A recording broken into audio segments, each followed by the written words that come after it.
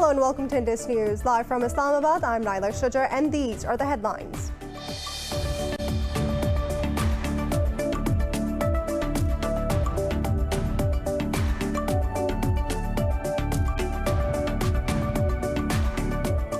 Pakistan's Foreign Office has summoned a senior Indian diplomat to protect against ceasefire violations by Indian troops along the line of control. The summoning comes a day after 2 civilians were wounded in unprovoked Indian firing. The Indian side was told to respect the 2003 ceasefire deal, but reports are also circulating that the Indian Army is planning a false flag operation against Pakistan by staging a fake encounter of 3 detainees in occupied Kashmir.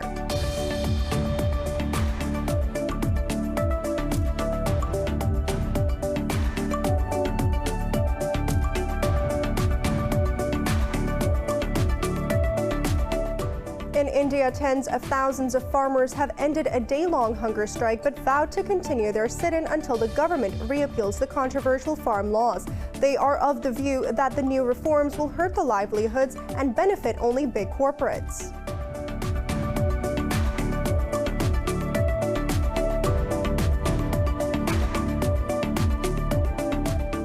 In Rawalpindi, U.S. envoys Zalmay Khalilzad and Pakistan's Army Chief General Qamar Javed Bajwa have discussed the regional security, including the ongoing Afghan peace process. During the meeting, Khalilzad appreciated Pakistan's effort for facilitating the peace process towards a mutual objective of regional peace.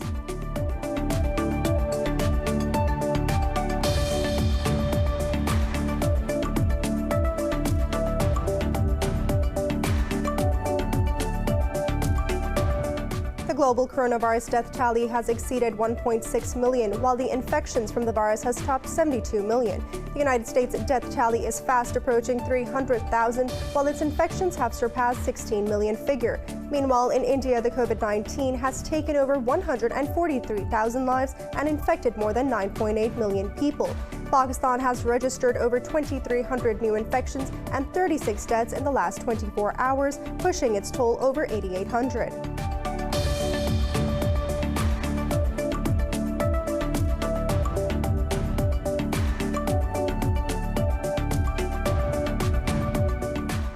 And in football, Barcelona have edged past Levante 1-0 to move to the 8th place in the La Liga standings. Lionel Messi was Barcelona's savior yet again and scored the only goal of the game in the 76th minute.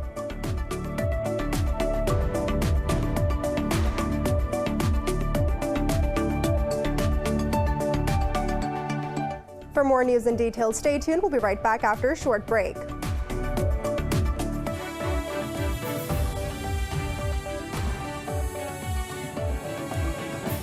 Welcome back.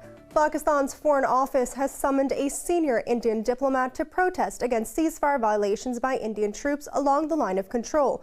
The summoning comes a day after 2 civilians were wounded in unprovoked Indian firing. India has committed nearly 3,000 ceasefire violations along the line of control this year alone, martyring 27 people and wounding nearly 250.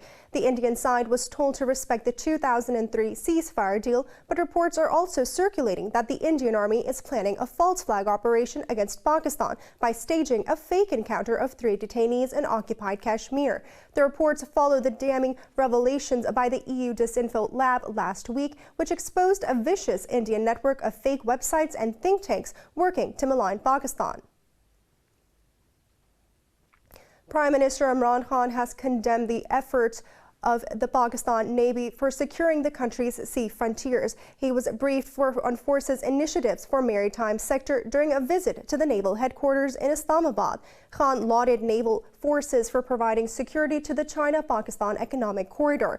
He said the government is making efforts to promote the maritime sector. Naval Chief Mohammad Amjad Khan Niazi said the Navy is fully prepared to protect Pakistan's maritime interests. In India, tens of thousands of farmers have ended a day-long hunger strike but vowed to continue their sit-in until the government reappeals the controversial farm laws. They are of the view that the new reforms will hurt their livelihood and benefit only big corporates. The farmer unions are holding protest rallies and sit-ins across the country for the past 19 days. Earlier, Delhi Chief Minister Arvind Kejriwal also observed the hunger strike and appealed to the central government to scrap the legislation. In Rawalpindi, U.S. envoy Zalmay Khalilzad and Pakistan's Army Chief General Qamar Javed Bajwa have discussed their regional security, including the ongoing Afghan peace process. During the meeting, Khalilzad appreciated Pakistan's efforts for facilitating the peace process towards the mutual objective of regional peace. General Bajwa assured Khalilzad of Pakistan's support to improve the overall regional security. The commander of NATO's Resolute mission in Afghanistan, General Scott Miller, was also present in the meeting.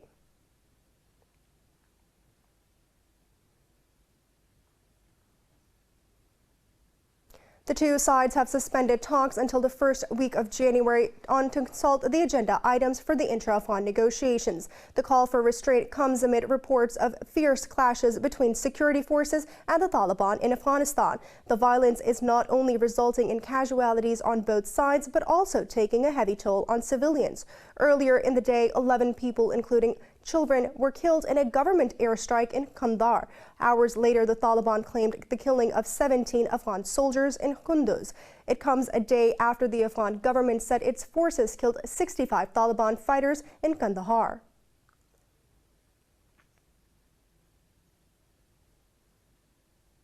Iran's President Hassan Rouhani says Tehran will return to the 2015 nuclear deal as soon as the other parties do the same. But the Iranian president said Tehran's missile program is non-negotiable. U.S. President-elect Joe Biden has signaled a willingness to return to the deal if Tehran shows compliance with the terms. Earlier, Rouhani warned that the deal is on the brink of collapse and said the returning to a deal will require a strong will. Tehran has ruled out halting its missile program and instead has called for a change in the U.S. policy. Iran has also called for compensation for damages caused during the U.S. withdrawal troops from the nuclear deal. Iran has summoned the German and French envoys over the European Union's condemnation of the hanging of a journalist. Ro'ul Azam was accused of provoking unrest and inspiring nationwide economic protests. State media said Iran told Ambassador Hans-Udo Musil any interference in its domestic affairs was unacceptable. In a statement after the announcement of execution, the EU said it condemned the capital punishment in the strongest of terms. France also called the hanging a grave blow to freedom of speech in Iran. SOM's website and channel provided information on the timing of the nationwide anti-government protests in 2017. In Saudi Arabia, an oil tanker off the port of Jeddah suffered an explosion after being hit by an external source. Shipping company Hanifa said that the blast caused a fire on the board of BW Rhine. It said no one was injured, but parts of the ship's hull were damaged. The company warned that it was possible some oil leaked out of the site of the blast. Saudi Arabia did not acknowledge the attack immediately. The United Kingdom Marine Trade Operations urged ships in the area to exercise caution and said investigations were ongoing. No group has claimed responsibility for the attack. Meanwhile, the United Nations Security Council has voiced concerns over military escalation and food insecurity in Yemen.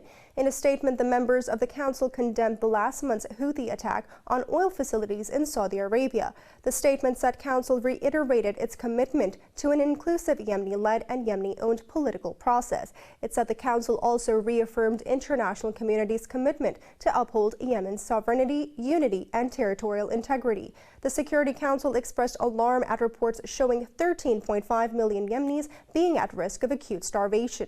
The Council also emphasized the importance of facilitating humanitarian assistance to prevent the enormous loss of life. Iraq's oil ministry has managed to put out a fire at one of the two oil wells in the northern Khabaz oil field. In a statement, the oil ministry said efforts are underway to contain the fire at the second well. It said the production from the roughly 25,000 barrel per day field has not been affected. The well were set ablaze on the 9th of December by explosive devices in an ISIS attack.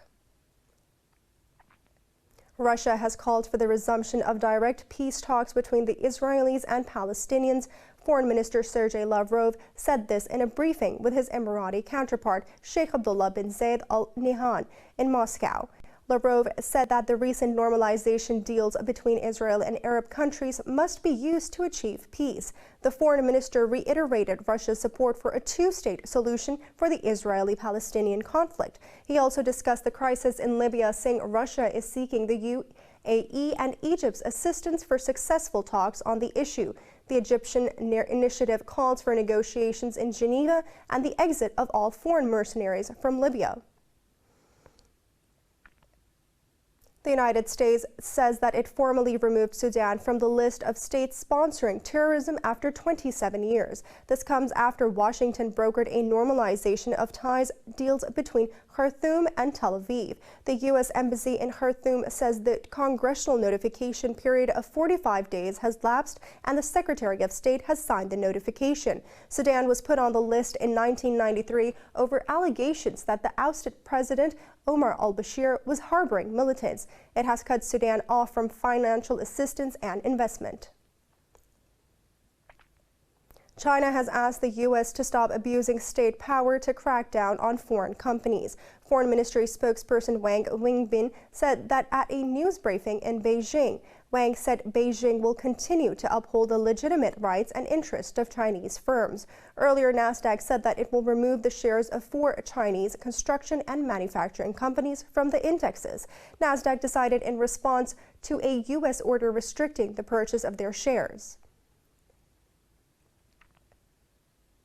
Presidential electors are gathering in state capitals across the United States today to formally choose the country's 46th president. A candidate needs 270 electoral votes to become the president. Election results show Joe Biden has won 306 electoral votes, exceeding the necessary 270, while President Donald Trump has earned 232 votes. Electors will cast their ballots in all 50 states. In 32 states and the District of Columbia, the law requires electors to vote for the popular vote winner. The results will be sent to Washington for being tallied and in a joint session of the Congress on the 6th of January. The electors' vote has drawn special attention as President Donald Trump has refused to concede defeat, alleging electoral fraud. Hackers have broken into the network of the U.S. Treasury and Commerce Departments. The FBI and the Department of Homeland Security's cybersecurity arm says they're investigating the breach. Officials say the hacking appears to be a large-scale penetration of U.S. government agencies. The hacks come less than a week after foreign hackers broke into FireEye's network, stealing the company's hacking tools. The company's customers include federal, state, and local governments and top global corporations. In a statement, a National Security Council spokesperson said the government is taking all necessary steps to identify and remedy any possible issues related to the situation. Meanwhile, the Russian embassy in Washington has called on the cyber attacks contradictory to Moscow's foreign policy principles. Apple says that it is investigating the Worston facility in India after violence erupted at the Bengaluru plant. Unidentified Indian factory workers trashed the facility and demanded unpaid wages and better working hours. In a statement, Apple said it was dispatching additional staff and auditors to the site. It said the company's teams were in close touch with the local authorities. Police say they have arrested 149 people over the violence. Earlier in a statement, Wistron said it was deeply shocked by the violence, which it had blamed on unknown persons with unclear intentions. It's now time for a short break. Stay with us.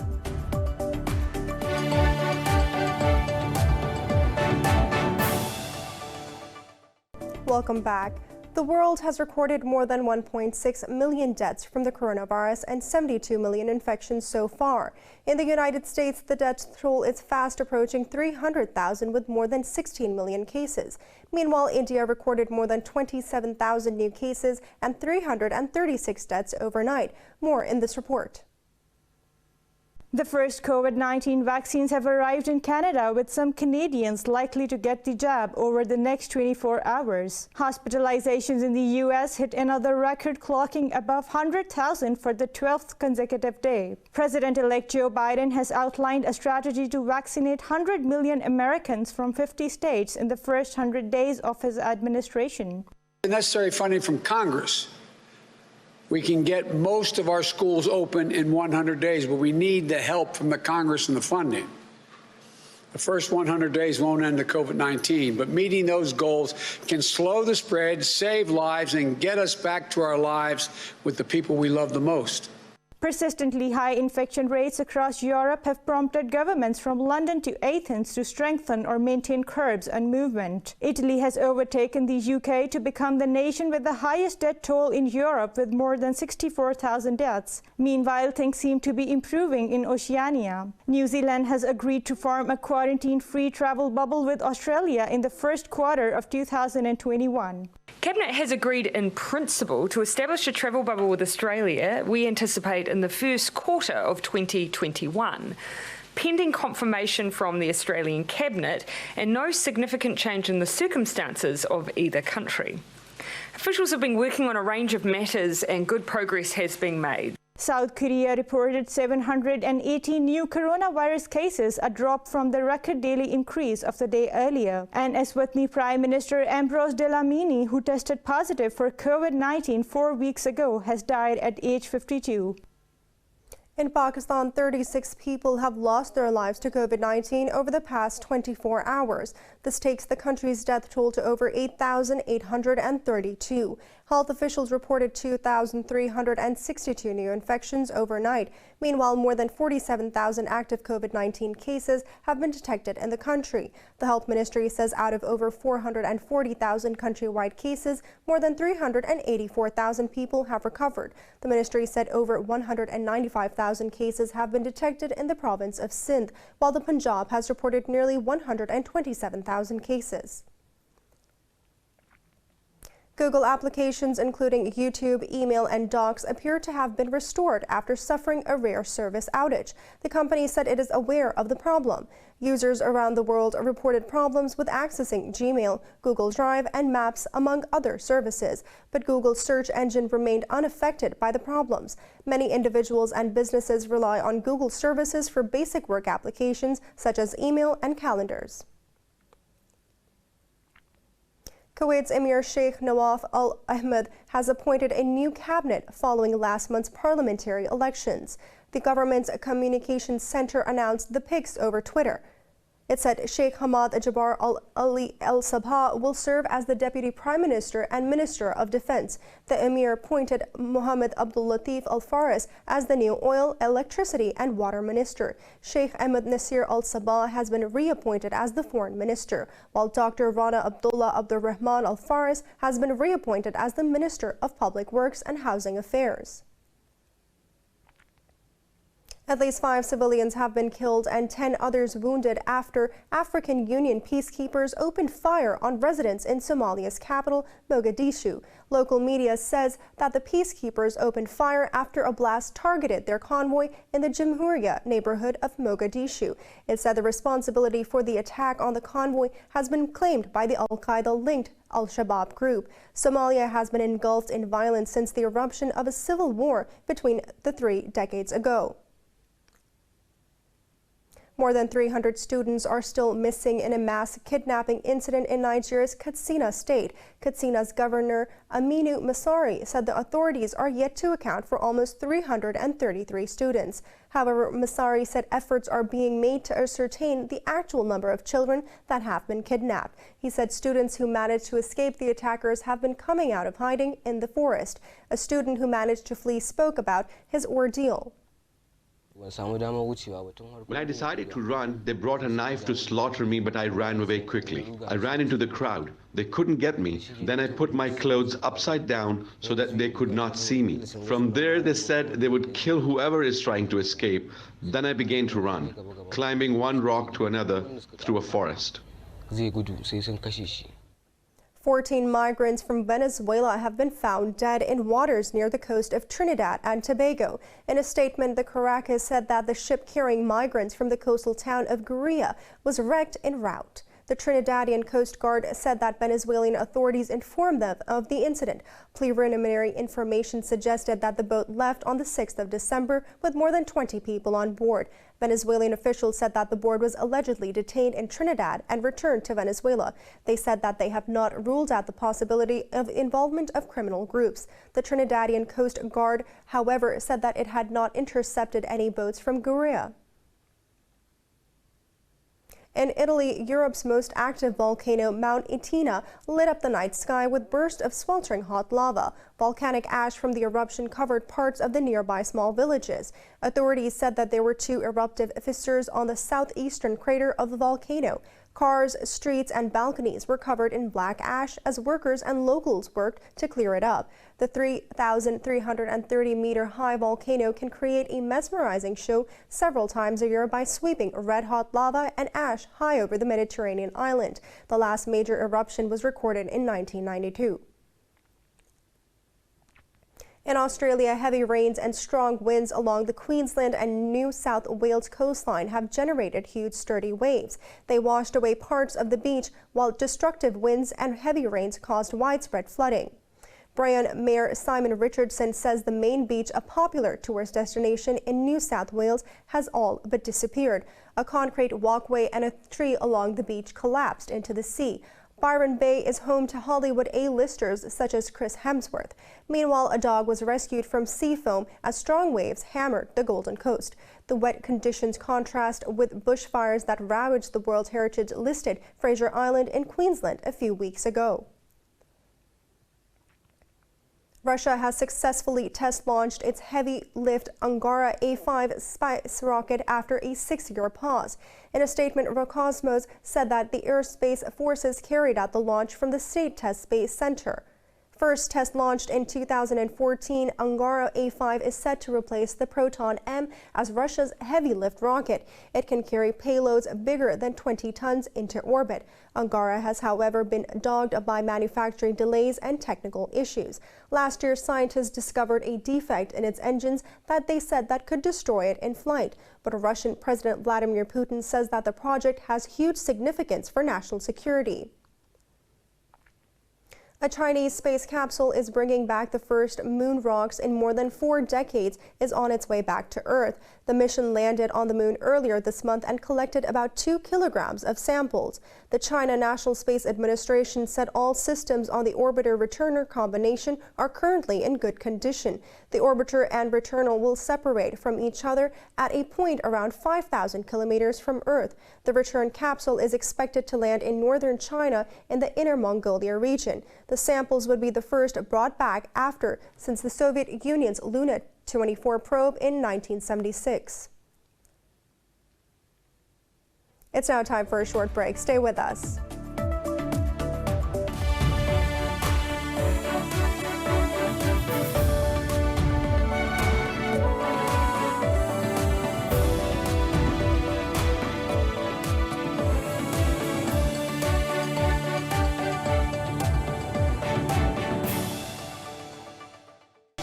Welcome back.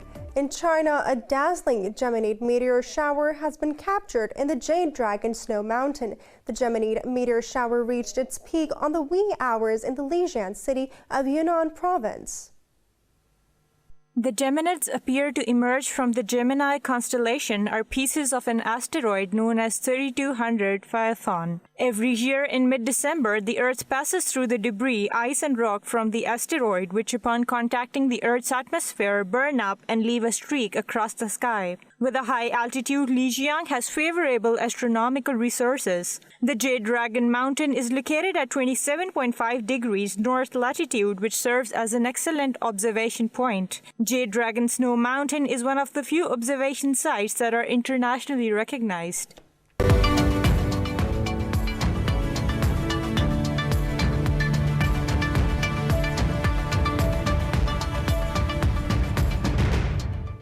China's cargo transport index maintained a rapid growth in November as the economy continues to recover from the pandemic.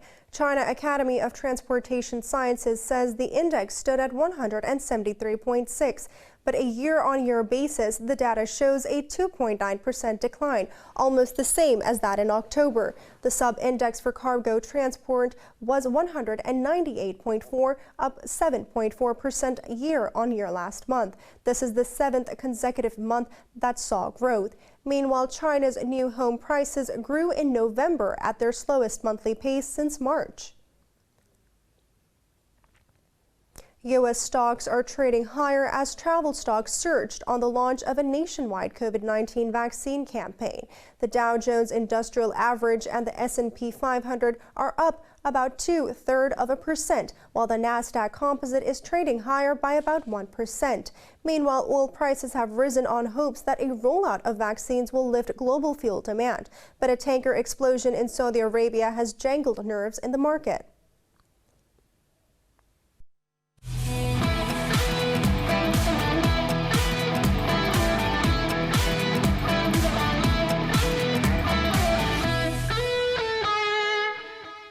In football, Barcelona have edged past Levante 1-0 to move to 8th place in the La Liga standings. Lionel Messi was Barcelona's savior yet again and scored the only goal of the game in the 76th minute. Levante's goalkeeper Adrian Fernandez were inspired from blocking attacks from Barcelona's strikers, but Messi left Fernandez clueless with a strike from an angle after Frankie de Jong's assist. The fifth league win moves Barcelona to 2 places up the La Liga table. Barca are set to face leaders Real Sociedad in their next encounter on Wednesday. In the English Premier League, Liverpool missed out on the chance to move to the top as they drew an impressive Fulham 1-1. Bobby de Cordova-Reid put Fulham in the driving seat with a lead in the 25th minute of the first half. Mohamed Saleh fired a low penalty in the 79th minute to rescue Liverpool with a draw. In another league match, a desperate Arsenal suffered a 1-0 defeat at the hands of Burnley. The defeat marks the Gunners' 4th straight loss in league games for the first time since 1961. Meanwhile, Leicester City thrashed Brighton 3-0 to jump to 3rd place in the Premier League. 24-year-old James Maddison scored twice in the first half, followed by striker James Vardy sealing the win. In another competition, Crystal Palace denied leaders Tottenham a win as they drew 1-1.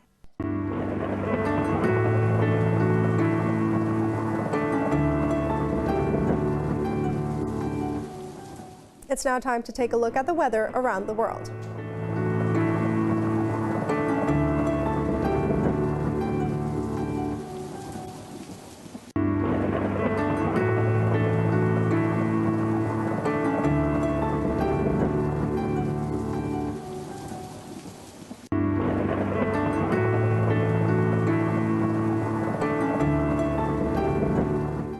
For the latest news updates, you can follow us on our social media at Indus.News.